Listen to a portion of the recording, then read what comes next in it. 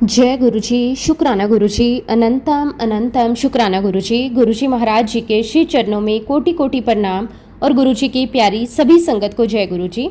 संगत जी, इस संसार में बहुत से लोग हमें मिलते हैं। कोई कुछ समय के लिए साथ चलता है, कोई हमें कुछ सीख देकर चला जाता है, लेकिन जब समय परम पिता परमेश्वर गुरुजी महाराज किसी का हाथ थाम लेते हैं तब केवल उसका वर्तमान ही नहीं, उसका भविष्य भी बदल जाता है।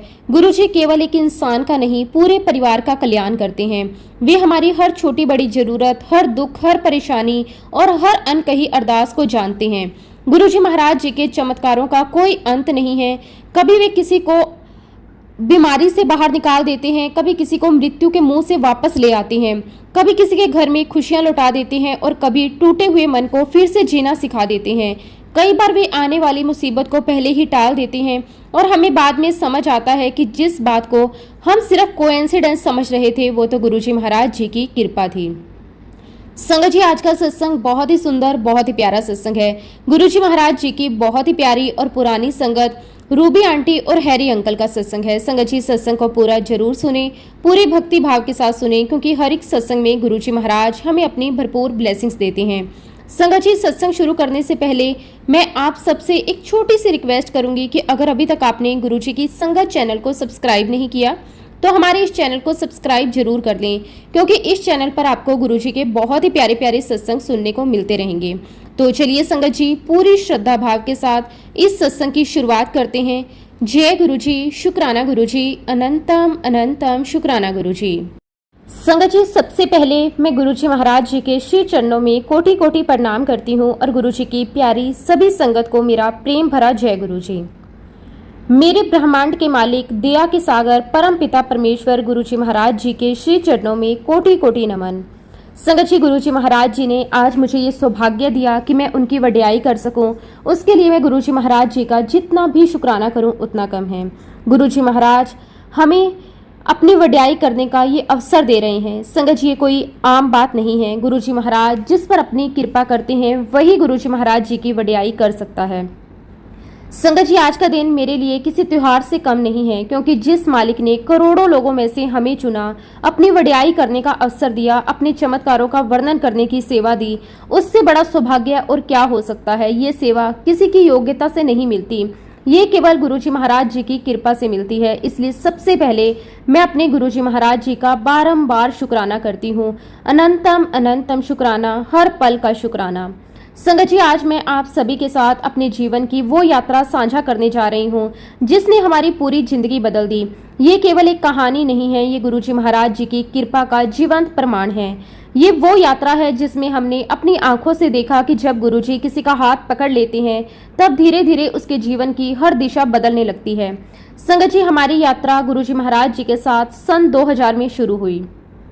उस समय हम गुरुजी महाराज जी के बारे में बिल्कुल भी नहीं जानते थे।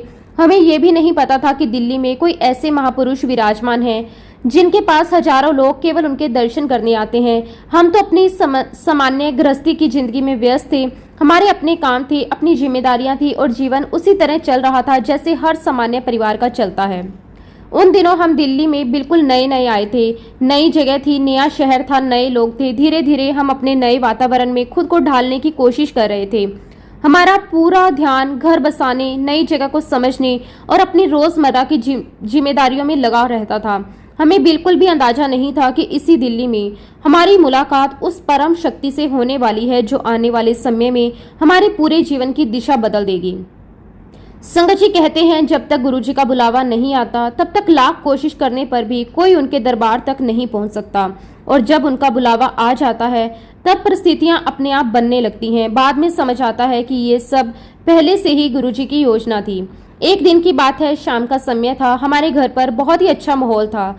मेरे हस्बैंड, उनकी सिस्टर, उनके हस्बैंड यानी कि हमारे जीजा जी हमारे घर डिनर पर आए हुए थे। सभी लोग मिलकर बड़े प्यार से बातें कर रहे थे। घर में हंसी मजाक चल रहा था। किसी को भी अंदाजा नहीं था कि आज की ये सामान्य सी शाम हमारे जीवन की सबसे इम्पोर्टेंट शाम बनने वाली है। डिनर करते करते बातचीत का विषय अचानक आध्यात्मिकता की ओर मुड़ गया। तभी जीजा जी ने बहुत ही सहज भाव से कहा, हम 2 दिन पहले गुरुजी महाराज जी के दर्शन करके आए हैं। संगत जी, जैसे ही हमने ये बात सुनी हमारी उत्सुकता बढ़ गई। हमने उनसे पूछा, कौन से गुरुजी, कहाँ रहते हैं? तब जीजा जी ने मुस्कुराते हुए अपने अनुभव सुनाने शुरू कर दिए। उन्होंने कहा, जैसे ही मैं गुरुजी महाराज जी के सामने गया, मैंने उनके चरणों में माथा टेका। मैं पहली बार उनके सामने खड़ा था, लेकिन जैसे ही मैंने प्रणाम किया, गुरुजी ने मुझे देखते ही कहा, आ गया करतार। 19 साल 4 महीने और 6 दिन बाद। संगत जी, जब हमने ये बात सुनी तो हम सब एक दूसरे का चेहरा देखने लगे। हमारे मन में एक ही सवाल आया, ये कैसे संभव है। हमने जीजा जी से पूछा, क्या आप पहले भी गुरुजी से मिले थे? उन्होंने कहा कि हाँ, बहुत साल पहले एक बार मिला था, उसके बाद कभी मुलाकात नहीं हुई। संगत जी, हमारे मन में आश्चर्य भी बढ़ गया। हमने सोचना शुरू किया कि कोई व्यक्ति इतने सालों बाद किसी को देखकर कैसे बता सकता है कि वो कितने वर्षों, कितने महीनों और कितने दिनों बाद आया है। ये कोई सामान्य बात नहीं थी। हम दोनों हस्बैंड वाइफ देर तक इसी बात पर चर्चा करते रहे। मेरे मन में बार बार यही विचार आ रहा था कि आखिर ये कौन महापुरुष हैं जिन्हें वर्षों पुरानी बात भी शब्द शब्द याद है। आज जब पीछे मुड़कर देखती हूँ तो समझ आता है कि उसी दिन गुरुजी महाराज जी ने हमारे मन में अपने दर्शन की पहली इच्छा डाल दी थी। वही इच्छा आगे चलकर बुलावे का कारण बनी। धीरे धीरे हमारे मन में भी गुरुजी के दर्शन करने की इच्छा जाग गई। ऐसा लग रहा था जैसे कोई भीतर से हमें बार बार कह रहा हो कि एक बार जाकर देखो, एक बार उनके दर्शन करो। फिर हमने अपनी दीदी और जीजा जी से कहा, अगली बार जब आप गुरुजी के पास जाएं तो हमें भी साथ लेकर चलिए, हम भी उनके दर्शन करना चाहते हैं। उन्होंने मुस्कुराकर कहा कि जरूर चलेंगे। संगत जी, उन दिनों गुरुजी महाराज अंपायर स्टेट में बैठा करते थे। वहीं पर संगत आती थी, दर्शन करती थी और अपने जीवन की परेशानियां गुरुजी के चरणों में रखकर लौटती थी। उसी शाम समय बन गया। मैं, मेरे हस्बैंड, मेरी हस्बैंड की सिस्टर और उनके हस्बैंड, हम सभी गुरुजी महाराज जी के दर्शन के लिए निकल पड़े। पूरे रास्ते मेरे मन में उत्सुकता भी थी, हल्की सी झिझक भी थी। मैं सोच रही थी कि आखिर ये गुरुजी कैसे होंगे, उनका स्वरूप कैसा होगा, उनका दरबार कैसा होगा। जैसे जैसे हमारी कार अंपायर स्टेट के करीब पहुंच रही थी, वैसे वैसे दिल की धड़कन तेज होती जा रही थी। ऐसा लग रहा था जैसे कोई बहुत ही इंपॉर्टेंट मुलाकात होने वाली है। आखिरकार हमारी कार अंपायर स्टेट के मुख्य द्वार के सामने पहुंची और जैसे ही कार रुकी, हमने देखा कि उसी समय गुरुजी महाराज एक संगत अंकल के साथ मुख्य गेट से बाहर निकल रहे थे। दीदी और मेरे हस्बैंड तुरंत कार से नीचे उतर गए, लेकिन पता नहीं क्यों मैं उसी समय कार में बैठी रह गई। मेरी नज़र सामने खड़े गुरुजी पर थी। संगत जी, उस समय गुरुजी ने साधारण शॉर्ट्स और टी शर्ट्स पहन रखे थे। दीदी ने मेरी तरफ देखकर कहा, देखो यही गुरुजी हैं। संगत जी, मैं गुरुजी को एकटक देखती रह गई। मेरे मन में एक साथ बहुत सारे विचार आने लगे। मैं सोचने लगी, ये कैसे गुरुजी हैं, क्योंकि संगत जी, हमारे मन में बचपन से ही किसी गुरु की एक अलग तस्वीर बनी हुई थी। हमें लगता था कि कोई गुरु होगा तो उसने भगवा वस्त्र पहने होंगे, उसके लंबे लंबे बाल होंगे। संगत जी, सच कहूँ तो उस समय मेरे मन में बहुत सारे सवाल चल रहे थे। मैं बार बार गुरुजी को देख रही थी और मन में यही सोच रही थी, ये कैसे गुरु हैं। इन्होंने तो साधारण से शॉर्ट्स और टी शर्ट्स पहनी हुई है। चेहरे पर एक प्यारी सी मुस्कान है, ना कोई दिखावा, ना कोई बड़ा आसन, ना कोई अलग तरह का पहनावा। मेरे मन में तो बचपन से ही गुरु की एक अलग ही तस्वीर बनी हुई थी, लेकिन यहाँ तो सब कुछ मेरी सोच से बिल्कुल अलग था। इसलिए मैं कुछ पल तक कार में ही बैठी रही, बस दूर से गुरुजी महाराज जी को देखती रही। संगत जी, आज जब मैं पीछे मुड़कर देखती हूँ तो महसूस करती हूँ कि उस समय मेरी आंखें सिर्फ इंसानी चोले को देख रही थी। मैं उस दिव्य शक्ति को पहचान नहीं पाई थी जो उस साधारण से दिखने वाले रूप के अंदर विराजमान थी। हम इंसान अक्सर बाहर का रूप देखकर ही निर्णय कर लेते हैं, लेकिन परमात्मा का स्वरूप बाहरी कपड़ों से नहीं, बल्कि उसकी दिव्य शक्ति, उसके प्रेम और उसकी कृपा से पहचाना जाता है। उस दिन मैं ये बात नहीं समझ पाई थी, लेकिन गुरुजी तो जानी जान थे। उन्हें मेरे मन का एक एक विचार पता था। उधर दीदी और मेरे हस्बैंड गुरुजी महाराज जी के पास पहुंच चुके थे। मैं अभी भी कार में बैठी उन्हीं को देख रही थी। दीदी ने बड़े प्रेम से मेरे हस्बैंड का परिचय करवाया और कहा कि गुरुजी, ये मेरा भाई है और मैं अपनी भाभी को भी साथ लेकर आई हूँ। मेरे हस्बैंड ने जैसे ही झुककर गुरुजी के चरण स्पर्श किए, गुरुजी ने उन्हें बहुत ही प्यार से देखा और मुस्कुराते हुए कहा, अंकल, अभी तो शो खत्म हो गया है, कल आई। संगत जी, उस समय तो हमें गुरुजी की इस बात का अर्थ समझ नहीं आया। हमें लगा कि शायद आज का सत्संग समाप्त हो चुका है, इसलिए गुरुजी ने अगले दिन आने के लिए कहा। लेकिन आज महसूस होता है कि गुरुजी का हर एक शब्द अपने अंदर कोई न कोई गहरा संदेश छुपाए होता था। उनके मुख से निकला हुआ एक एक वचन व्यर्थ नहीं जाता था। इतना कहकर गुरुजी अपनी कार में बैठ गए। लेकिन संगत जी, जाते जाते भी गुरुजी ने हमें खाली नहीं भेजा। कार में बैठते ही उन्होंने मेरे हस्बैंड की तरफ देखकर बड़े प्यार से कहा, अंकल जा अंदर मंदिर देख आई। बस इतना ही कहा गुरुजी वहां से चले गए। संगत जी, उस समय हमें नहीं पता था कि ये केवल एक वाक्य नहीं था, बल्कि हमारे पूरे जीवन की दिशा बदलने वाला आदेश था। अगर उस दिन गुरुजी ये ना कहते कि अंदर जाकर मंदिर देख आओ, तो शायद हम उसी समय वापस लौट आते। लेकिन गुरुजी जानते थे कि हमें अपने दरबार से जोड़ना कैसे है। वो जानते थे कि किस आत्मा को किस तरह अपने चरणों में लाना है। इसलिए जाते जाते भी उन्होंने हमें अपने दरबार के अंदर भेज दिया। आज जब उस पल को याद करती हूँ तो आंखें भर आती है। लगता है गुरुजी उस दिन भी हमारी उंगली पकड़कर हमें अपने घर के अंदर लेकर जा रहे थे। जैसे कोई पिता अपने छोटे बच्चे का हाथ पकड़कर उसे अपने घर का रास्ता दिखाता है, वैसे ही गुरुजी हमें अपने दरबार की ओर ले जा रहे थे। उस समय हम कुछ भी नहीं समझ पाए, लेकिन आज लगता है वो हमारी आध्यात्मिक यात्रा का पहला कदम था। संगत जी, गुरुजी किसी को भी अपने दरबार में यूं ही नहीं बुलाते। जब उनका बुलावा होता है तब इंसान हजारों परिस्थितियों के बावजूद उनके चरणों तक पहुंच ही जाता है। और जब वो किसी को अपना लेते हैं तब फिर उसके जीवन की दिशा ही बदल जाती है। उस दिन हमें बिल्कुल भी अंदाजा नहीं था कि ये छोटी सी मुलाकात आगे चलकर हमारे पूरे परिवार की जिंदगी बदल देगी। हमें नहीं पता था कि ये केवल दर्शन नहीं बल्कि हमारे नए जीवन की शुरुआत है। इसके बाद संगत जी, हम लोग अंपायर स्टेट के अंदर गए। हमने मंदिर के दर्शन किए। सामने गुरुजी की गद्दी लगी हुई थी। अंदर का वातावरण इतना शांत, इतना पवित्र और इतना दिव्य था कि मन अपने आप शांत होने लगा। संगत जी, इसी बीच हमारा गुरुजी महाराज जी के दरबार में आना जाना लगातार बना रहा। जैसे जैसे समय बीतता गया वैसे वैसे हमारा विश्वास भी बढ़ता गया। हर रोज जब हम गुरुजी के दरबार में जाते, वहां बैठकर संगत के मुख से सत्संग सुनते, तो हर किसी की जुबान पर गुरुजी की महिमा ही होती थी। कोई बता रहा होता था कि गुरुजी ने उसकी कई साल पुरानी बीमारी ठीक कर दी। कोई कहता कि गुरुजी ने उसके घर के झगड़े खत्म कर दिए। कोई कहता कि डॉक्टरों ने जवाब दे दिया था, लेकिन गुरुजी ने नई जिंदगी दे दी। कोई अपने बिजनेस की बात बताता, कोई अपने बच्चों की, और कोई अपने परिवार की खुशियां शेयर करता। हर सत्संग में गुरुजी की नई नई कृपा सुनने को मिलती थी। संगत जी, शुरुआत में हम ये सब बड़े ध्यान से सुनते थे। कई बार मन में ये भी आता था कि क्या सच में ऐसा हो सकता है। लेकिन फिर जब अपनी आंखों के सामने भी छोटी छोटी बातें होने लगी, जब लोगों के जीवन बदलते हुए देखे, तब धीरे धीरे हमें ये एहसास होने लगा कि गुरुजी महाराज कोई साधारण महापुरुष नहीं है। उनके अंदर कोई ऐसी दिव्य शक्ति है जो हर असंभव काम को भी संभव बना देती है। धीरे धीरे हमारे मन में ये विश्वास बैठ गया कि गुरुजी महाराज केवल सत्संग सुनाने या आशीर्वाद देने के लिए इस धरती पर नहीं आए। गुरुजी अपने बच्चों का हर तरह से कल्याण करते हैं। किसी को सेहत देते हैं, किसी के दुख दूर करते हैं, किसी की आर्थिक परेशानी खत्म करते हैं, किसी के घर में खुशियां भर देते हैं और किसी की जिंदगी की दिशा ही बदल देते हैं। गुरुजी हर भक्त की जरूरत को जानते हैं और समय आने पर बिना मांगे भी उसकी झोली भर देते हैं। संगत जी, उन्हीं दिनों मैं भी एक बहुत बड़ी परेशानी से गुजर रही थी। मुझे कई वर्षों से बहुत ही भयानक स्किन बीमारी थी। ये बीमारी इतनी ज्यादा बढ़ चुकी थी कि मेरे हाथों की उंगलियों की स्किन बार बार फट जाती थी। उंगलियों में गहरे गहरे कट लग जाते और कई बार तो खून भी निकल आता था। स्किन इतनी सूखी हो जाती थी कि हाथ मोड़ना भी मुश्किल हो जाता था। कोई चीज पकड़ने में दर्द होता था। कभी बर्तन धोना मुश्किल लगता, कभी खाना बनाना, तो कभी कपड़े धोना। छोटी छोटी बातें भी बहुत बड़ी परेशानी बन जाती थी। संगत जी, जिन लोगों को ये बीमारी होती है वही जानते हैं कि ये कितनी तकलीफ देती है। बाहर से देखने वाले को शायद लगे कि ये सिर्फ स्किन की प्रॉब्लम है, लेकिन जिसके शरीर पर होती है वो हर पल उसका दर्द महसूस करता है। संगत जी, इस बीमारी के लिए बहुत इलाज करवाया गया। दिल्ली के बड़े बड़े स्किन स्पेशलिस्ट को दिखाया गया। कई डॉक्टर बदले, महंगी महंगी दवाइयां ली, तरह तरह की क्रीमें लगाई, टेस्ट करवाए, महीनों इलाज चला। हर डॉक्टर यही कहता कि इलाज चलता रहेगा, दवाइयां लेते रहो।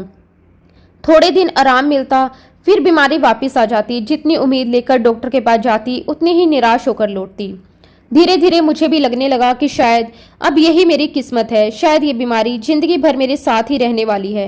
लेकिन संगत जी, अब मेरे जीवन में गुरुजी आ चुके थे, इसलिए मन के किसी कोने में एक उम्मीद भी थी कि अगर दुनिया में कोई मुझे इस बीमारी से पूरी तरह छुटकारा दिला सकता है तो वह सिर्फ और सिर्फ गुरुजी महाराज हैं।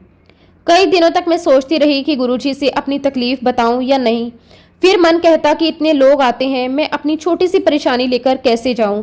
फिर मन कहता कि गुरुजी तो अपने बच्चों के दुख सुनने के लिए ही होते हैं।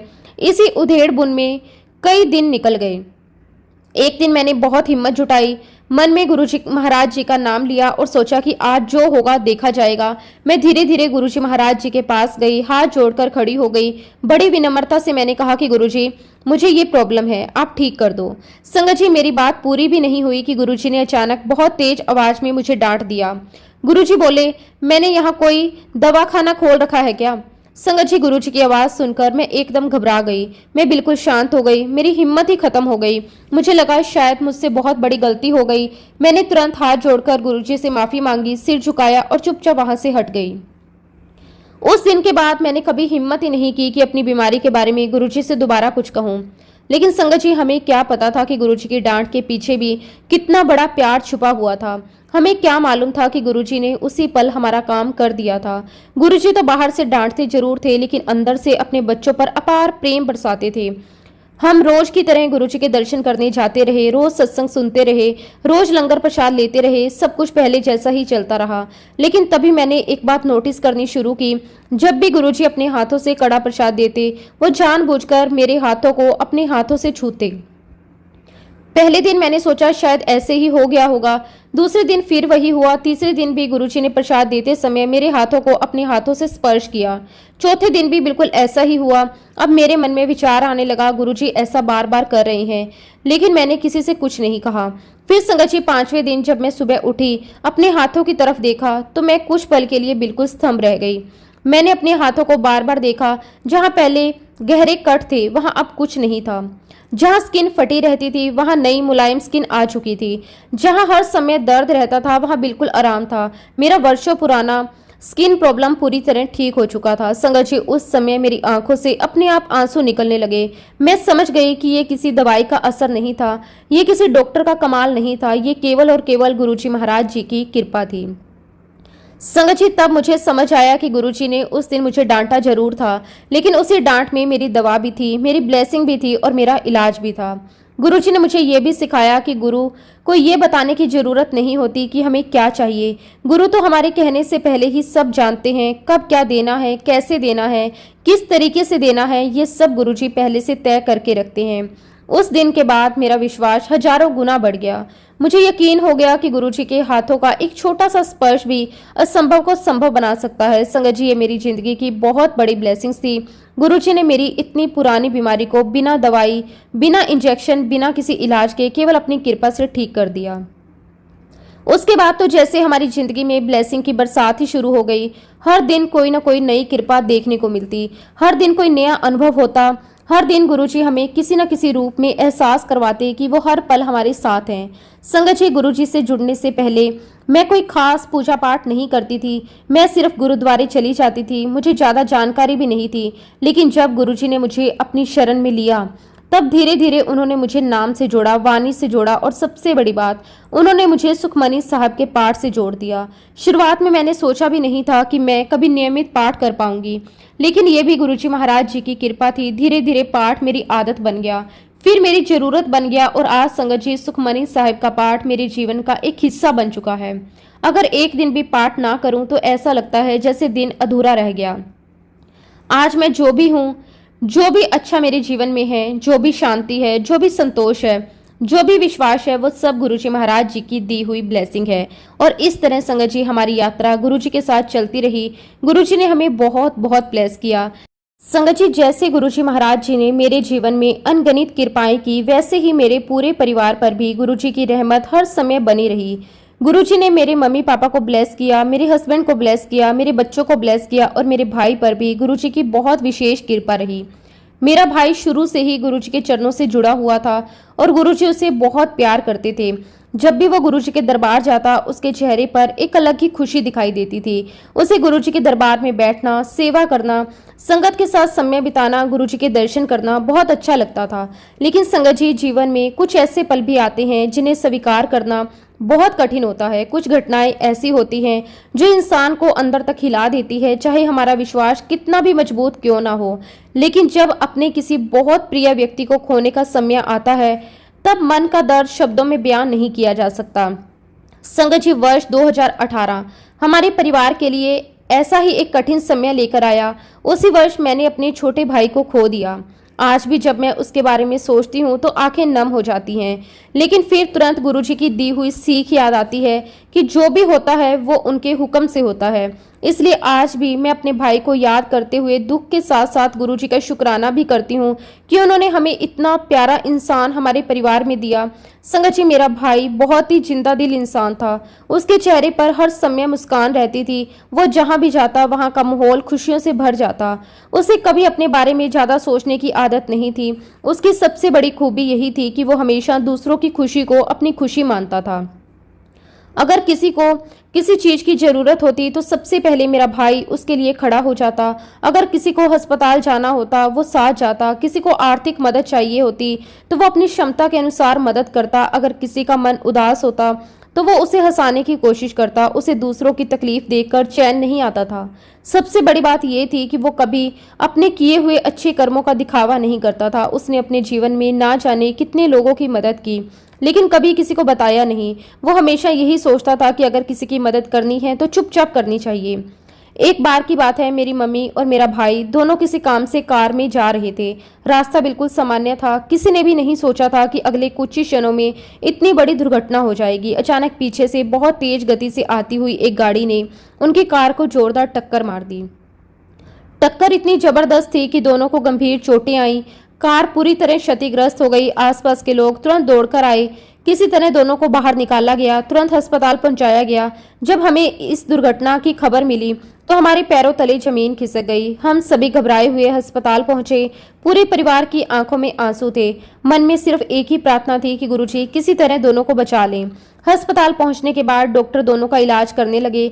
जांच के बाद पता चला कि दोनों को काफी खून बह चुका है। दोनों को ब्लड की जरूरत पड़ सकती है। जैसे ही हमने ये बात सुनी, हम सभी तुरंत ब्लड डोनेट करने और ब्लड का इंतजाम करने के लिए तैयार हो गए। परिवार के लोग, रिश्तेदार और जानने वाले सभी मदद के लिए आगे आने लगे। लेकिन तभी अस्पताल के डॉक्टरों ने हमें रोक दिया। उन्होंने कहा कि आप लोगों को परेशान होने की जरूरत नहीं है। हमने पूछा, क्यों डॉक्टर साहब? अगर ब्लड चाहिए तो हम सभी इंतजाम करते हैं। डॉक्टर मुस्कुराए और बोले, आपके भाई ने अपने जीवन में इतना ब्लड डोनेट किया है कि आज अस्पताल के रिकॉर्ड में उसके नाम पर पर्याप्त ब्लड उपलब्ध है। हमें किसी और इंतजाम की जरूरत नहीं है। संगत जी, ये बात सुनकर हम सब एक दूसरे का चेहरा देखने लगे। हम सब हैरान रह गए। हम में से किसी को ये पता भी नहीं था कि मेरा भाई नियमित रूप से ब्लड डोनेट करता था। उसने कभी घर में इसका जिक्र तक नहीं किया। कभी ये नहीं बताया कि वो कितनी बार ब्लड डोनेट कर चुका है। कभी अपने किसी अच्छे काम की चर्चा नहीं की। उस दिन हमें एहसास हुआ कि वो चुपचाप कितने लोगों की जिंदगी बचाने का माध्यम बनता रहा। उस दिन मेरा सर गर्व से ऊंचा हो गया। मैं मन ही मन सोच रही थी, जिसने जीवन भर दूसरों को खून देकर नई जिंदगी दी, आज वही पुण्य उसके अपने काम आ रहा है। संगत जी, उस दिन मुझे लगा कि इंसान के अच्छे कर्म कभी व्यर्थ नहीं जाते। समय आने पर वही कर्म किसी न किसी रूप में वापस लौटते जरूर हैं। गुरुजी हमेशा यही सिखाते थे कि बिना किसी स्वार्थ की सेवा करो, किसी का भला करो, किसी की मदद करो, क्योंकि सेवा का फल गुरुजी समय देते हैं। उस दुर्घटना के बाद धीरे धीरे मेरी मम्मी की तबीयत ठीक होने लगी। मेरा भाई भी उस समय संभल गया। हम सब ने राहत की सांस ली। हमें लगा कि अब सब कुछ ठीक हो जाएगा, लेकिन शायद किस्मत में कुछ और ही लिखा था। समय बीतता गया। धीरे धीरे हमने महसूस किया कि मेरे भाई की तबीयत पहले जैसी नहीं रही। वो पहले जितना एक्टिव रहता था अब उतना नहीं रह पाता। उसके चेहरे की चमक कम होने लगी, शरीर में कमजोरी रहने लगी, भूख कम लगने लगी, थकान ज्यादा रहने लगी। शुरुआत में हमें लगा कि शायद दुर्घटना के बाद कमजोरी आ गई होगी, लेकिन जब कई महीने तक उसकी हालत में सुधार नहीं हुआ, तब हमने उसे डॉक्टर को दिखाना शुरू किया। एक के बाद एक टेस्ट हुए, कई जांचें हुई, अलग अलग डॉक्टरों से सलाह ली गई। फिर एक दिन रिपोर्ट आई। डॉक्टर ने हमें अपने कमरे में बुलाया। उनके चेहरे की गंभीरता देखकर ही हमारा दिल बैठ गया। डॉक्टर ने बहुत शांत आवाज में कहा, इसको लीवर सिरोसिस है। संगत जी, ये शब्द सुनते ही हमारे पैरों तले जमीन खिसक गई।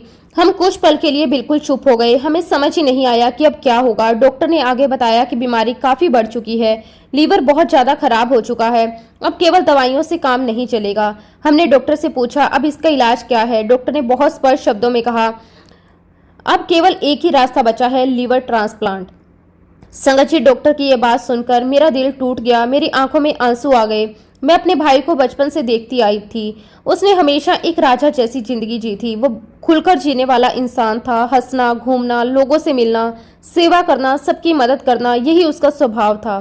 मैं मन ही मन सोच रही थी कि लीवर ट्रांसप्लांट के बाद इंसान की पूरी जीवन शैली बदल जाती है। हर समय दवाइयाँ, हर समय सावधानियाँ, बार बार टेस्ट, इन्फेक्शन का डर, बहुत सारी पाबंदियाँ। मुझे अंदर से महसूस हो रहा था कि मेरा भाई इतनी बंधी हुई जिंदगी शायद कभी स्वीकार नहीं कर पाएगा। ये सब सोचकर मेरा मन बहुत भारी हो गया। मैं बाहर से सबको हिम्मत देती रही, लेकिन अंदर ही अंदर टूट चुकी थी। हर समय गुरुजी से यही प्रार्थना करती थी कि जो भी हो मेरे भाई का भला हो। ऐसे ही दिन गुजर रहे थे। फिर एक दिन की बात है, संगत जी मेरी छुट्टी पड़ी हुई थी और सबसे पहले मैं चंडीगढ़ आई और वहां से संगत जी मुझे दिल्ली जाना था। संगत जी जिस दिन मैं चंडीगढ़ पहुंची उस दिन मेरा भाई अपने बेटे का एक टूर्नामेंट में लेकर गया हुआ था। उसकी तबीयत पहले से ही ठीक नहीं थी, लेकिन फिर भी उसने अपने बेटे का दिल नहीं तोड़ा। उसने सोचा कि बच्चे की खुशी ज़्यादा जरूरी है। वो पूरे दिन उसके साथ रहा, उसका हौसला बढ़ाता रहा और शाम को जब घर वापस आया तो उसके चेहरे की हालत देखकर मेरा दिल बैठ गया। जैसे ही मैंने उसे देखा मुझे महसूस हुआ कि वो कुछ ज़्यादा ही कमज़ोर लग रहा है। उसके चेहरे का रंग उतर चुका था, आंखों में थकान साफ दिखाई दे रही थी। वो सामान्य तरीके से बात भी नहीं कर पा रहा था। ऐसा लग रहा था जैसे उसके शरीर में बिल्कुल भी ताकत नहीं बची हो। उसे देखकर मेरे मन में एक अजीब सी बेचैनी होने लगी। मैं तुरंत उसके पास गई और प्यार से पूछा, क्या हुआ, तबीयत ठीक नहीं लग रही। वो मुस्कुराने की कोशिश करते हुए बोला, कुछ नहीं हुआ, बस थोड़ी सी थकान है, आराम कर लूंगा तो सब ठीक हो जाएगा। लेकिन संगत जी मुझे उसकी बातों पर बिल्कुल विश्वास नहीं हो रहा था। कई बार अपनों के चेहरे बहुत कुछ बता देते हैं। उस दिन भी मुझे ऐसा महसूस हो रहा था कि बात केवल थकान की नहीं, अंदर कहीं कोई बहुत बड़ी परेशानी है। मैंने उसे बहुत समझाया, बार बार कहा कि चलो अभी डॉक्टर के पास चलते हैं, अगर कुछ नहीं होगा तो हमें भी तसल्ली हो जाएगी। लेकिन संगत जी वो बार बार एक ही बात कहता रहा, नहीं दीदी मैं बिल्कुल ठीक हूँ, थोड़ी देर आराम कर लूंगा, सब ठीक हो जाएगा। मैंने फिर कहा, देखो बीमारी को कभी हल्के में नहीं लेना चाहिए, अगर समय पर इलाज हो जाए तो बड़ी परेशानी भी टल जाती है। और वो हंसकर बात टाल देता। शायद वो हमें परेशान नहीं करना चाहता था, शायद उसे खुद भी अंदाजा नहीं था कि उसके शरीर के अंदर क्या चल रहा है। मैंने कई बार उसे समझाने की कोशिश की, कभी प्यार से कभी डांट कर, लेकिन उसने एक बार भी मेरी बात नहीं मानी। आखिर में मुझे मजबूरी में चुप होना पड़ा, लेकिन मेरा मन बिल्कुल शांत नहीं था। बार बार ऐसा लग रहा था कि कुछ ठीक नहीं है। उस रात भी मैं बार बार उसके बारे में सोचती रही, मन में यही प्रार्थना करती रही कि गुरुजी महाराज सब ठीक कर दें। संगत जी अगले दिन मेरी दिल्ली की फ्लाइट थी। मन बिल्कुल नहीं कर रहा था कि मैं चंडीगढ़ छोड़कर जाऊं, लेकिन काम की वजह से जाना भी जरूरी था। भारी मन से मैंने सबको प्रणाम किया, दिल्ली के लिए निकल गई। पूरे रास्ते मेरा मन अपने भाई में ही लगा रहा। फ्लाइट में भी मैं बार बार यही सोचती रही कि काश ये मेरी बात मान जाता और डॉक्टर को दिखा देता। दिल्ली पहुंचने के बाद मैं अपने घर गई। बाहर से सब सामान्य लग रहा था, लेकिन अंदर से मेरा मन बिल्कुल बेचैन था। कमरे में पहुंचते ही मैंने सबसे पहले अपना सामान भी ठीक से नहीं रखा। मेरा हाथ सीधा फोन की तरफ गया। मैंने तुरंत अपने पापा को फोन मिलाया। जैसे ही पापा ने फोन उठाया, मैंने बिना किसी और बात के सबसे पहले सवाल यही पूछा, भाई कैसा है। संगत जी पापा की आवाज़ सुनते ही मुझे लगा कि वो भी परेशान हैं। उन्होंने कहा, बेटा मुझे तो वो बिल्कुल भी ठीक नहीं लग रहा, पूरी रात वो सो भी नहीं पाया, उसकी हालत देखकर मुझे अच्छा नहीं लग रहा। संगत जी सुनते ही मेरा दिल और ज़्यादा घबराने लगा। मुझे लगा जैसे अंदर से कोई बार बार कह रहा हो, अब देर नहीं करनी चाहिए। मैंने तुरंत पापा से कहा कि पापा आप कैसे भी करके उसे हॉस्पिटल लेकर जाइए, 1 मिनट भी देर मत कीजिए। लेकिन पापा ने बहुत दुखी होकर कहा, बेटा मैं तो सुबह से उसे समझा रहा हूँ, बार बार कह रहा हूँ कि डॉक्टर के पास चलो, लेकिन वो मेरी एक भी बात नहीं सुन रहा। वो हॉस्पिटल जाने के लिए बिल्कुल तैयार नहीं है। संगत जी सुनते ही मेरे अंदर की बेचैनी और बढ़ गई। संगत जी मैं अपने कमरे में बिल्कुल अकेली थी। चारों तरफ सन्नाटा था, लेकिन मेरे मन के अंदर जैसे तूफान चल रहा था। मुझे समझ ही नहीं आ रहा था कि मैं क्या करूं। मैं अपने भाई के पास भी नहीं थी, मैं सिर्फ फोन पर बात कर सकती थी। उस समय मेरे साथ जो हुआ उसे मैं आज भी शब्दों में पूरी तरह नहीं बता सकती। ऐसा लग रहा था जैसे कोई अदृश्य शक्ति मेरे अंदर से बोल रही हो। मैं जोर जोर से रोने लगी। मेरी आंखों से लगातार आंसू बहने लगे। मैं बार बार गुरुजी महाराज जी को याद कर रही थी और तभी अचानक मेरे मुंह से बहुत तेज आवाज में ये शब्द निकले, पापा आप उसे अभी हॉस्पिटल लेकर जाइए, अगर आपने देर की तो वो जिंदा नहीं बचेगा। संगत जी जैसे ये शब्द मेरे मुंह से निकले, मैं खुद एक पल के लिए हैरान रह गई। मैंने जिंदगी में कभी इतनी कठोर बात अपने भाई के बारे में नहीं की थी। मैं खुद सोचने लगी मैंने ऐसा क्यों कहा, मेरे मुंह से ये शब्द कैसे निकल गए। लेकिन आज जब पीछे मुड़कर देखती हूँ तो मुझे पूरा विश्वास होता है कि वो शब्द मेरे नहीं थे, वो गुरुजी महाराज जी की प्रेरणा थी। गुरुजी ही मुझसे ये सब बुलवा रहे थे, क्योंकि उन्हें आने वाले समय का पूरा ज्ञान था। संगत जी फोन रखने के बाद भी मेरा मन शांत नहीं हुआ। मुझे बार बार यही लग रहा था कि अभी भी कुछ करना बाकी है। तभी मुझे अपने चाचा जी के बेटे का ध्यान आया। मेरे भाई की सबसे ज्यादा बात अगर कोई मानता था तो वो वही था। मैंने तुरंत उसे फोन किया। मैंने उनसे हाथ जोड़कर कहा, किसी भी तरह घर जाओ और भाई को हॉस्पिटल लेकर जाओ, अभी एक पल भी देर मत करना। संगत जी, उसने मेरी बात को गंभीरता से लिया। वो तुरंत घर पहुंचा। उसने मेरे भाई को बहुत समझाया, काफी देर तक उससे बात की। आखिरकार मेरे भाई ने उसकी बात मान ली और उसके साथ हॉस्पिटल जाने के लिए तैयार हो गया। जैसे ही वो हॉस्पिटल पहुंचा, डॉक्टर ने उसकी हालत देखकर एक पल भी देर नहीं की, तुरंत उसे आईसीयू में भर्ती कर दिया। कई टेस्ट हुए, डॉक्टरों की पूरी टीम उसकी जांच में लग गई। कुछ समय बाद डॉक्टर बाहर आए। उन्होंने जो बताया उसे सुनकर हम सबके पैरों तले जमीन खिसक गई। डॉक्टर ने कहा, इनको बहुत गंभीर यूरिन इन्फेक्शन है। ये इन्फेक्शन अब पूरे ब्लड में फैल चुका है। संगत जी, सुनकर हमारे परिवार की चिंता और बढ़ गई। उस समय तक गुरुजी महाराज अपना चोला त्याग चुके थे, लेकिन हमारे लिए तो गुरुजी आज भी उतने ही जीवित हैं जितने पहले थे। मुझे पूरा विश्वास था कि अगर कोई मेरे भाई का हाथ पकड़ सकता है तो वो सिर्फ और सिर्फ मेरे गुरुजी महाराज हैं। मैं उसी विश्वास के साथ गुरुजी के बड़े मंदिर पहुंची। जैसे ही मैंने गुरुजी के पावन चरणों में माथा टेका, मेरी आंखों से लगातार आंसू बहने लगे। मैं अपने मन की सारी पीड़ा गुरुजी के सामने रखती चली गई। मैंने हाथ जोड़कर बस इतनी ही अरदास की कि गुरुजी, मेरा भाई ऐसी जिंदगी नहीं जी पाएगा। गुरुजी, अब आप ही कुछ करो, सब आपको ही देखना है। संगत जी, अस्पताल का वो समय हमारे लिए बहुत कठिन था। सुबह होती तो सबसे पहले यही चिंता होती कि आज डॉक्टर क्या कहेंगे। रात होती तो यही प्रार्थना करते कि गुरुजी बस एक और दिन अपनी कृपा बनाए रखना। हर पल मन में गुरुजी का नाम चलता रहता। कभी हम अस्पताल में बैठकर गुरुजी को याद करते, कभी मन ही मन अरदास करते, कभी गुरुजी का स्वरूप सामने रखकर उनसे बातें करते। जब भी डॉक्टर राउंड पर आते, हम सब दौड़कर उनके पास चले जाते। बड़ी उम्मीद के साथ पूछते, डॉक्टर साहब अब कैसा है मेरा भाई, कब तक वो ठीक हो जाएगा, कब घर आ पाएगा। लेकिन हर बार डॉक्टर का लगभग एक ही जवाब होता।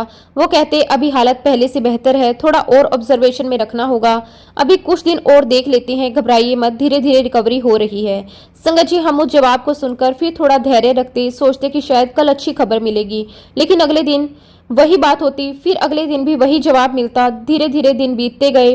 अस्पताल का हर दिन हमें एक साल जैसा लग रहा था। मशीनों की आवाज, डॉक्टरों का आना जाना, आईसीयू के बाहर इंतजार करते परिवार के चेहरे, ये सब देखकर मन और भी भारी हो जाता। लेकिन संगत जी, एक चीज कभी नहीं बदली, वो था हमारा विश्वास। हमें पूरा भरोसा था कि गुरुजी महाराज सब देख रहे हैं, वो किसी भी पल अपनी कृपा कर सकते हैं। इंसान की नजर में चाहे हालात कितने भी कठिन क्यों ना हो, लेकिन गुरुजी के लिए कुछ भी असंभव नहीं है। हम रोज गुरुजी के चरणों में यही अरदास करते, गुरुजी मेरे भाई पर अपनी कृपा कर दो, गुरुजी उसे जल्दी ठीक कर दो, उसे अपने हाथों से घर वापस लेकर आओ।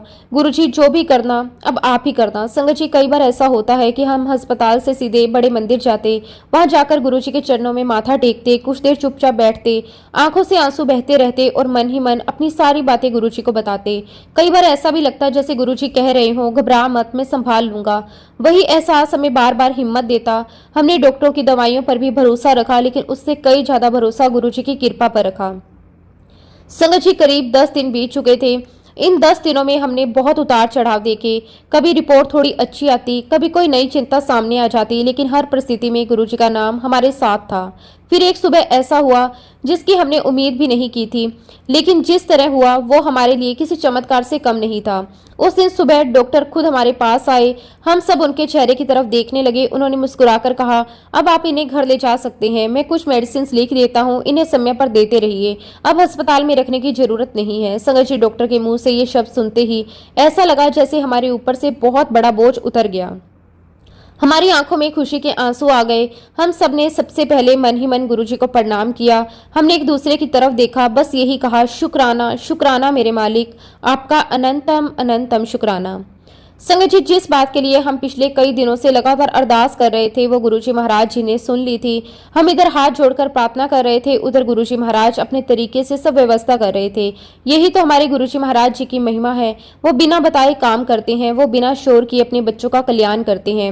वो सही समय आने पर ऐसी कृपा करती हैं कि इंसान केवल हैरान होकर उनका शुक्राना ही कर सकता है। संगत जी, गुरुजी महाराज जानी जान है। किसी को उन्हें कुछ बताने की जरूरत नहीं होती। वो हमारे मन की हर एक बात जानते हैं, हमारे आंसुओं की भाषा भी समझते हैं, हमारी खामोश अरदास भी सुनते हैं और कई बार हम बोल भी नहीं पाते, लेकिन गुरुजी उससे पहले ही हमारी जरूरत जान लेती हैं। यही कारण है उस समय भी हमने महसूस किया कि अस्पताल में केवल डॉक्टर इलाज नहीं कर रहे थे, बल्कि गुरुजी महाराज हर पल अपने आशीर्वाद का हाथ हमारे भाई के सर पर रखे हुए थे। उनकी कृपा से ही हालत धीरे धीरे सुधरी, उनकी कृपा से ही डॉक्टरों का सही इलाज समझ आया, उनकी कृपा से ही वो दिन आया जब मेरा भाई अस्पताल से चलकर बाहर निकला। संगत जी, उस दिन हमारे घर में जैसे दोबारा खुशियां लौट आई, सबके चेहरे पर मुस्कान थी। सब यही कह रहे थे, शुक्र है गुरुजी, उन्होंने हमारी सुन ली।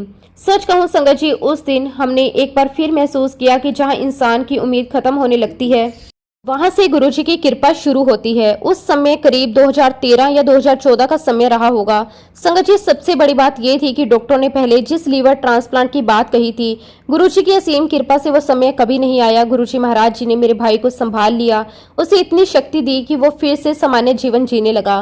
धीरे धीरे उसकी सेहत पहले से बेहतर होने लगी, वो अपने काम में जाने लगा, घंटों घंटों मेहनत करता, पहले की तरह अपने परिवार की जिम्मेदारियां निभाने लगा। उसे देखकर कोई ये नहीं कह सकता था कि कुछ समय पहले वो इतनी गंभीर बीमारी से गुजर कर आया है। ये सब केवल और केवल गुरुजी महाराज जी की कृपा थी। गुरुजी ने उसे कई वर्षों तक स्वस्थ रखा, उसे नई जिंदगी दी, उसे अपने परिवार के साथ समय बिताने का अवसर दिया। आज भी जब मैं उन दिनों को याद करती हूँ तो मेरा सर अपने आप गुरुजी के चरणों में झुक जाता है। लेकिन संगत जी, समय का नियम तो कोई नहीं बदल सकता।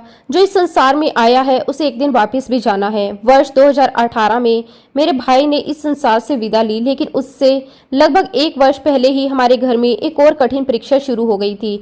मेरी मम्मी की तबीयत अचानक खराब रहने लगी, उन्हें न्यूरो से जुड़ी परेशानी शुरू हो गई। शुरुआत में हमें लगा कि शायद कमजोरी होगी या उम्र का असर होगा, लेकिन धीरे धीरे हमें समझ आने लगा कि बात उससे कई ज्यादा गंभीर है। मेरी मम्मी अपने बेटे से बहुत ज्यादा प्यार करती थी। उनका रिश्ता केवल माँ बेटे का नहीं था, बल्कि दोनों एक दूसरे के सबसे बड़े सहारे थे। दोनों एक दूसरे से हर एक बात साझा करते थे, एक दूसरे के बिना उनका पूरा दिन नहीं होता था। शायद अपने बेटे को इतनी तकलीफ में देखकर, शायद उसके दर्द को अपने अंदर महसूस करते करते, या फिर ईश्वर की किसी अनजानी योजना के अनुसार, हम ये तो कभी नहीं जान पाए कि उनके अंदर ऐसा क्यों बदलाव आया। लेकिन हाँ, धीरे धीरे उन्हें कोई न्यूरो प्रॉब्लम शुरू हो गई। संगत जी, कई बार तो ऐसा होता था कि अचानक मम्मी का एक हाथ अपने आप मुड़ जाता, वो किसी चीज को पकड़ती और अगले ही पल वो चीज उनके हाथ से नीचे गिर जाती। कभी चाय का कप गिर जाता, कभी पानी का गिलास, कभी कोई प्लेट, तो कभी कोई दूसरी चीज। वो खुद भी घबरा जाती थी कि आखिर उनके साथ हो क्या रहा है। हम सब तुरंत उनके पास भाग कर जाते, पूछते कि मम्मी क्या हुआ, हाथ में दर्द है क्या, चक्कर आ रहा है क्या, कमजोरी लग रही है। लेकिन संगत जी, सबसे आश्चर्य की बात यह थी कि कुछ ही मिनटों बाद वो बिल्कुल सामान्य हो जाती। ऐसा लगता जैसे अभी कुछ हुआ ही नहीं।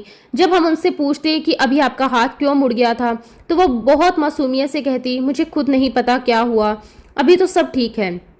संगत जी, यही बात हमें सबसे ज्यादा परेशान करती थी, क्योंकि बीमारी सामने भी थी और जैसे सामने थी भी नहीं। एक पल सब ठीक और दूसरे पल परेशानी, फिर कुछ देर बाद सब सामान्य है। हम समझ ही नहीं पा रहे थे कि आखिर ये किस तरह की समस्या है। इसके बाद हमने डॉक्टरों से सलाह ली, कई टेस्ट हुए, कई रिपोर्ट्स बनी, अलग अलग डॉक्टरों से राय ली गई। आखिरकार डॉक्टरों ने कहा कि ये न्यूरो से जुड़ी समस्या है और उन्होंने बहुत सारी दवाइयां शुरू कर दी। शुरुआत में तो हमें लगा कि दवाइयों से जल्दी आराम मिल जाएगा, लेकिन धीरे धीरे हमने देखा कि दवाइयों का असर बीमारी से ज्यादा मम्मी की दिनचर्या पर होने लगा। मम्मी सुबह दवाई लेती, दोपहर में, शाम को, रात को, एक के बाद इतनी सारी दवाइयां थी कि पूरा दिन दवाइयों के हिसाब से ही चलने लगा। सबसे ज्यादा दुख इस बात का था कि उन दवाइयों के कारण मम्मी को बहुत ज्यादा नींद आने लगी। वो अधिकतर समय सोती रहती थी, कभी सुबह सो जाती, दोपहर को, शाम को, कभी कभी तो पूरा दिन ही वो सोती रहती थी। संगत जी, हमें अपनी वही मम्मी याद आती थी जो पहले पूरे घर को संभालती थी, जो हर किसी का ध्यान रखती थी और सबसे पहले उठती थी, जो सबको फोन करती थी, घंटों बैठकर उनसे बातें किया करती थी। लेकिन अब वही मम्मी पूरा दिन सोती रहती थी। उन्हें देखकर हमारा दिल बहुत दुखी होता, क्योंकि संगत जी, जब हम अपने ससुराल में होते थे तो हम मम्मी से कई कई घंटों तक बातें करते थे, फोन पर बात करते, मम्मी से पूछते पापा कैसे हैं। तो लेकिन संगत जी, कई बार ऐसा होने लगा कि अब फोन ही पापा उठाने लगे। हम पूछते कि मम्मी कहाँ है, तो पापा कहते वो सो रही है। अगले दिन फोन करते, फिर वही जवाब, सो रही है। संगत जी, आप विश्वास नहीं करेंगे, कई कई बार 4-4, 5-5 दिन तक हमारी मम्मी से बात ही नहीं होती थी। हम सिर्फ उनकी आवाज़ सुनना चाहते थे, 2 मिनट बात करना चाहते थे, लेकिन वो गहरी नींद में रहती थी, फ़ोन तक नहीं उठा पाती थी। ये बात हमारे दिल को बहुत तकलीफ देती थी। हम बार बार सोचते कि क्या ये बीमारी का असर है या दवाइयों का, क्या इतना सोना ठीक है। हमारे मन में अनगिनत सवाल उठते लेकिन कोई जवाब नहीं था। संगत जी, जब भी हम फोन रखते उसके बाद काफी देर तक उदास बैठी रहती। मन में बस एक ही चिंता रहती कि आखिर हमारी मम्मी के साथ ये सब क्यों हो रहा है। कुछ समय बाद मैं और मेरी दीदी छुट्टियों में घर आए। जब हमने अपनी आंखों से सब देखा तब हमें असली स्थिति का पता चला। मम्मी के सामने दवाइयों की इतनी सारी स्ट्रिप्स रखी रहती थी कि देखकर ही मन घबरा जाता। इतनी सारी दवाइयाँ, सुबह दोपहर शाम रात की इतनी दवाइयाँ देखकर हमारे मन में एक ही विचार आया। हम डॉक्टर नहीं थे, हमें मेडिकल साइंस की ज़्यादा जानकारी भी नहीं थी, लेकिन इतना जरूर महसूस हो रहा था कि इतनी ज़्यादा दवाइयों का असर उनके शरीर पर पड़ रहा है। उनकी नींद बढ़ती जा रही थी, वो पहले जैसी नहीं रही। संगत जी, मैं और मेरी दीदी चुपचाप बैठे थे। हम एक दूसरे को देखने लगे, कुछ नहीं कहा। फिर दोनों के मन में गुरुजी महाराज जी के बारे में विचार आया। हमने गुरुजी महाराज जी को याद किया। हमने हाथ जोड़कर बहुत ही भाव से अरदास की कि गुरुजी, अब आप ही हमारी मम्मी को संभालो। अगर इन दवाइयों की जरूरत नहीं है, अगर इनकी वजह से उन्हें तकलीफ हो रही है तो गुरुजी किसी तरह इनकी दवाइयां बंद करवा दो। आप ही कोई रास्ता निकालो, आप ही सब ठीक करो। संगत जी, हमने किसी से कुछ नहीं कहा, ना मम्मी से, ना पापा से, ना डॉक्टर से। बस अपने मन में अपने गुरुजी को कह दिया, क्योंकि हमें पता था कि अगर हमारी अरदास सच्चे मन से निकली है तो वो सीधे गुरुजी तक पहुंचेगी जरूर।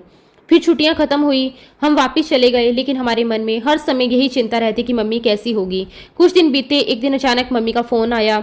जैसे ही मैंने उनकी आवाज़ सुनी मुझे बहुत अच्छा लगा, क्योंकि कई दिनों बाद उनकी आवाज़ पहले जैसे सुनाई दे रही थी। वो बिल्कुल सामान्य तरीके से बात कर रही थी, हंस रही थी, पूछ रही थी तुम कैसे हो। फिर अचानक उन्होंने बहुत ही प्यार से कहा, देखो बेटा, तुम दोनों मुझसे गुस्सा मत होना, लेकिन मैंने एक काम कर दिया। मैंने पूछा कि क्या मम्मी? उन्होंने बहुत सहज होकर कहा, मैंने अपनी सारी दवाइयां फेंक दी। संगत जी, जब मम्मी ने ये बात कही तो ये सुनकर मुझे बहुत आश्चर्य हुआ। मेरी आंखों से आंसू आने लगे, लेकिन ये दुख के आंसू नहीं थे, ये खुशी और हैरानी के आंसू थे। मेरे मुंह से अपने आप सिर्फ एक ही शब्द निकला, शुक्राना शुक्राना शुक्राना गुरुजी महाराज, आपका अनंतम अनंतम शुक्राना। आपने मेरी अरदास सुन ली। आपने मेरी मम्मी को ये एहसास करवाया कि उन्हें उनकी दवाइयाँ फेंक देनी चाहिए, लेकिन गुरुजी ने अपने तरीके से सब करवाया। यही तो गुरुजी की लीला है, वो बिना दिखाई दिए सब कुछ कर देते हैं। वो बिना बोले अपने बच्चों के मन के सही विचार डाल देते हैं। जब उनकी कृपा होती है तो ऐसे काम हो जाते हैं जिन्हें इंसान केवल संयोग समझता है, लेकिन संगत जानती है कि ये गुरुजी महाराज जी की मेहर होती है। और सबसे खुशी की बात ये थी कि इसके बाद धीरे धीरे मेरी मम्मी की हालत सुधरने लगी। वो पहले जितना नहीं सोती, उनकी तबीयत सामान्य रहने लगी। संगत जी, ये देखकर, ये सुनकर मुझे बहुत खुशी होती थी। ये सब गुरुजी महाराज जी की मेहर थी। जब संगत जी 2018 आया और मेरा भाई कई महीनों तक हॉस्पिटलाइज रहा, फिर संगत जी एक दिन वो हमें छोड़कर गुरुजी महाराज जी के चरणों में चला गया। संगत जी, इस घटना को हम ऐसे कोई भी बर्दाश्त नहीं कर पा रहा था। मैं सच कहूँगी संगत जी, एक पल के लिए गुरुजी से नाराज भी हुए। गुरुजी, हम आपसे इतनी अरदासें करते रहे, आपने मेरे भाई को क्यों नहीं बचाया? जबकि संगत जी, हकीकत तो ये है कि हर पल गुरुजी ने मेरे भाई को बचाया। कई बार गुरुजी ने उसे जीवन दान दिया। संगत जी, गुरुजी महाराज जी ने कभी उसे कोई तकलीफ नहीं होने दी, लेकिन गुरुजी हमेशा कहते हैं कि जो इस संसारिक चोले में आया है उसे एक दिन जाना ही है। और संगत जी, लेकिन गुरुजी महाराज जी ने उसके बाद भी हमारा साथ कभी नहीं छोड़ा, हमें हिम्मत दी। हर पल गुरुजी महाराज जी ने हमें एहसास करवाया कि वो हर पल हमारे साथ हैं। संगत जी, ये पल हमारे लिए बहुत मुश्किल था, लेकिन गुरुजी महाराज जी ने हमारा हाथ कभी नहीं छोड़ा। शुक्राना गुरुजी, अनंतम अनंतम शुक्राना। और संगत जी, मुझे पूरा भरोसा है, गुरुजी महाराज जी ने ये मुझे एहसास भी करवाया कि मेरा भाई उनके श्री चरणों में है, उनके पास है और वो बिल्कुल ठीक है। शुक्राना मेरे मालिक, आपका अनंतम अनंतम शुक्राना। इसी के साथ संगत जी, अब मैं अपने शब्दों को, अपनी वाणी को यहीं पे विराम देती हूँ। जब भी गुरुजी महाराज मुझे आज्ञा देंगे, मैं अपना अगला शुक्राना सत्संग भी आप सबके साथ जरूर शेयर करूँगी। जय गुरुजी, शुक्राना गुरुजी, अनंतम अनंतम शुक्राना गुरुजी। ओम नमः शिवाय, शिवजी सदा सहाय। ओम नमः शिवाय, गुरुजी सदा सहाय। जय गुरुजी, शुक्राना गुरुजी।